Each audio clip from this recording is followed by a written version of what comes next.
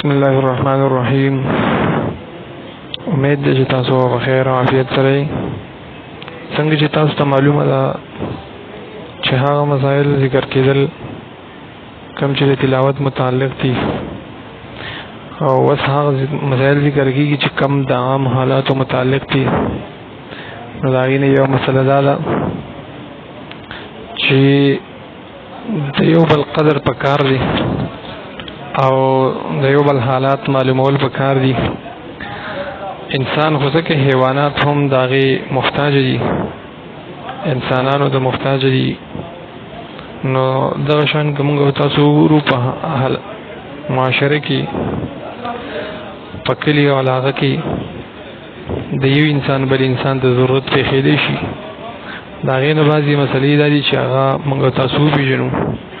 زموږ او ستاسو د وجې نه ډېر خلک په تکلیف کې غورځېدلي. الله پاک پرې خپل رحمتونه بند کړي.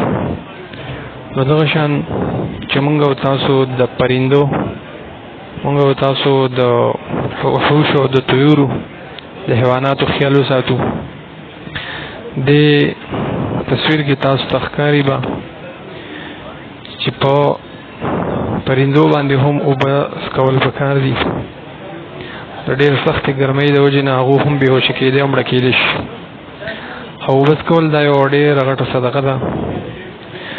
نو هر انسان له پکار دي چې هغه د خپل وس مطابق خلکو ته اوبه ورسوي، یا کوهي وباسي، یا څوک ورته ووایي د هغه خیالي وکړي، د هغه دپاره د اوبو انتظام وکړي.